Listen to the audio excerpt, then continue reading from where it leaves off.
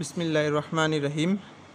সুপ্রিয় শিক্ষার্থীরা, আজকে আমি তোমাদের নবম শ্রেণীর পদার্থবিজ্ঞানের যেই প্রথম অ্যাসাইনমেন্ট দিয়েছে সেই অ্যাসাইনমেন্টের উত্তর নিয়ে আলোচনা করব।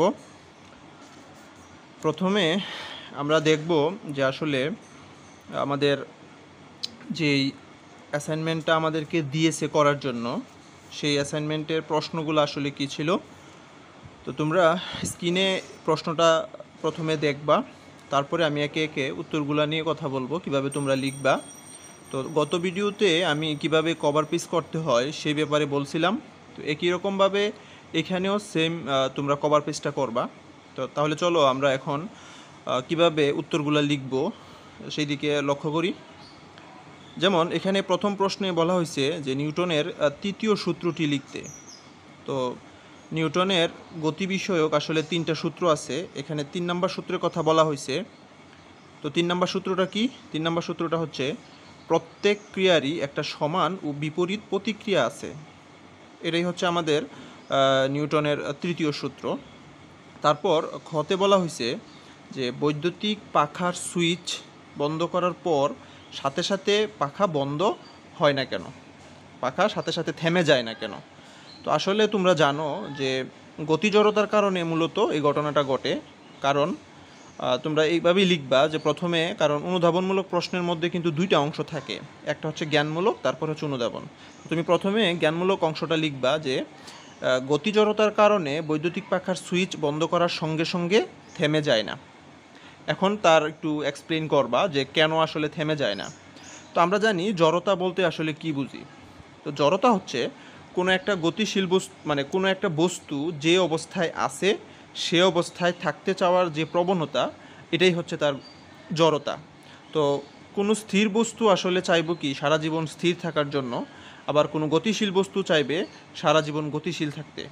তো ঠিক একই রকমভাবে যখন বৈদ্যুতিক পাখাটা ঘুরে তখন, অর্থাৎ সুইচ যখন অন করা থাকে তখন বৈদ্যুতিক পাখা একটা ঘূর্ণন গতি নিয়ে ঘুরতে থাকে।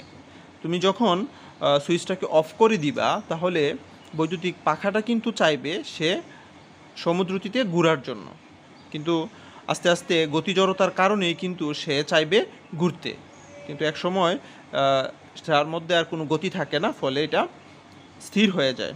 তো আসলে এভাবে তুমি ঘূর্ণন গতির ব্যাপারটা বা জড়তার ব্যাপারটা তুমি এখানে লিখবা। তো আমি সুন্দর করে এখানে লিখে দিছি, তোমরা হুবহুব এখান থেকে লিখে নিতে পারো। তারপরে 3 নম্বরে বলছে যে আমাদের যে উদ্দীপক ছিল সেই উদ্দীপকে ছিল যে উদ্দীপকটা তোমরা আগে লক্ষ্য করছো খুব ভালো করে আগে। তাহলে এখন দেখো, বলা হয়েছিল এখানে 2টা গাড়ির কথা বলা হয়েছিল। একটা গাড়ি চলতেছে এবং একটা পিকআপের সাথে ধাক্কা খাইছে।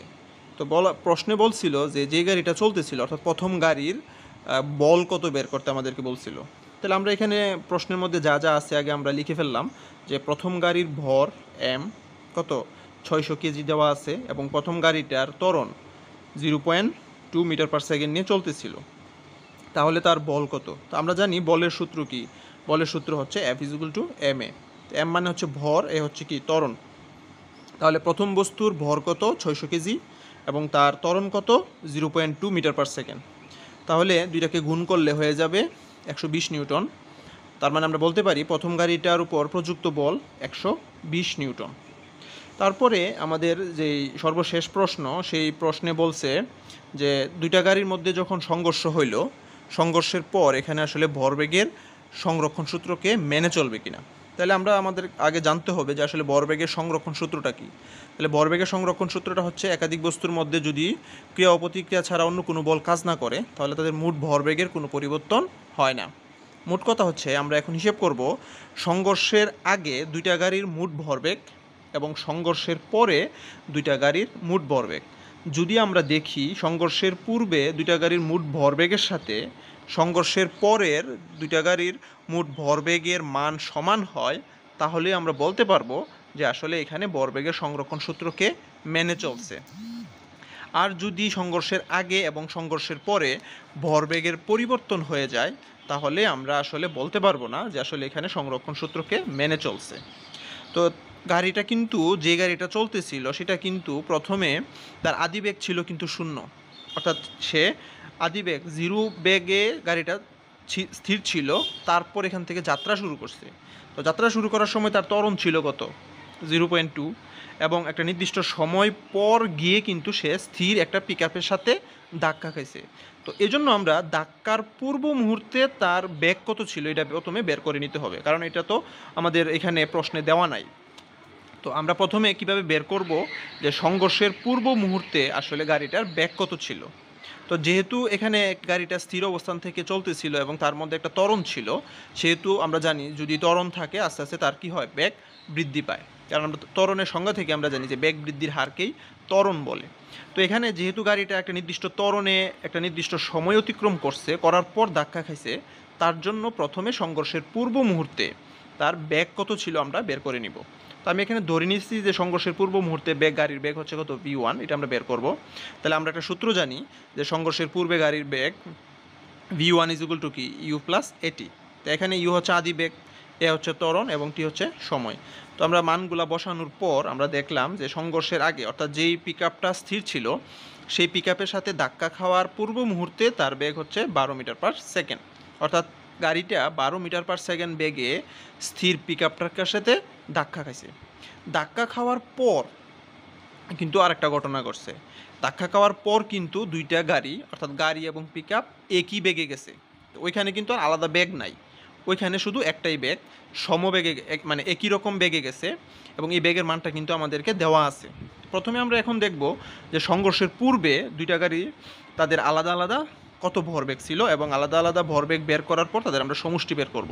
তাহলে আমি লিখলাম যে সংঘর্ষের পূর্বে ভরবেগের সমষ্টি, যেহেতু দুইটা গাড়ি এই জন্য সমষ্টি করতেই হবে। তো গাড়ির ভর কত, 600 কেজি দেওয়া আছে। তাহলে সংঘর্ষের আগে বেগ আমরা একটু আগে বের করে নিছি যে 12 মিটার পার সেকেন্ড। পিকআপের ভর হচ্ছে কত, 400 কেজি, এবং পিকআপের বেগ হচ্ছে কত, পিকআপ যেহেতু স্থির এজন্য পিকআপের আদি বেগ কত, 0।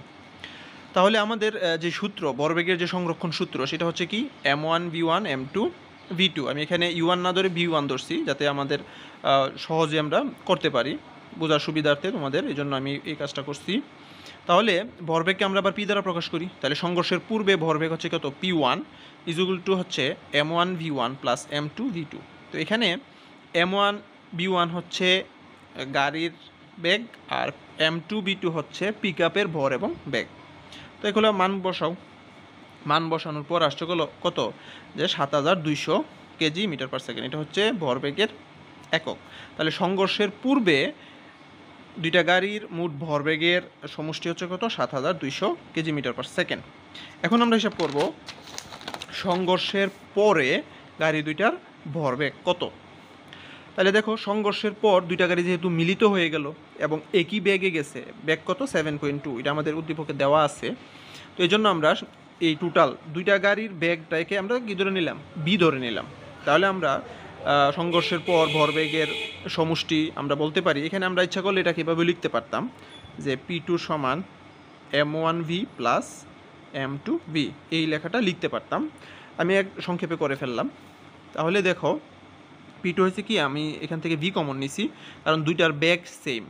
তাহলে m1 plus m2 into v, মান বসানোর পর এখানেও একই মান আসলো। তার মানে আমরা দেখতে পারতেছি কি, যেহেতু p1 is equal to p2, মানে কি সংঘর্ষের পূর্বের ভরবেগ সমষ্টি এবং সংঘর্ষের পরের ভরবেগের সমষ্টি কি সমান। তাহলে আমরা কি বলতে পারি, অর্থাৎ সংঘর্ষের পূর্বে এবং পরে ভরবেগের সমষ্টি একই থাকে। অতএব উপরোক্ত ঘটনাটি ভরবেগের সংরক্ষণ সূত্রকে সমর্থন করে। তো এভাবে তোমরা উদ্দীপকটাকে সুন্দর করে সাজিয়ে লিখবা। আর নেক্সট যখন আবার অ্যাসাইনমেন্ট দিবে তখন সেই অ্যাসাইনমেন্টটাও নিয়ে আমি আসবো। আজকে এতটুকুই, আল্লাহ হাফেজ।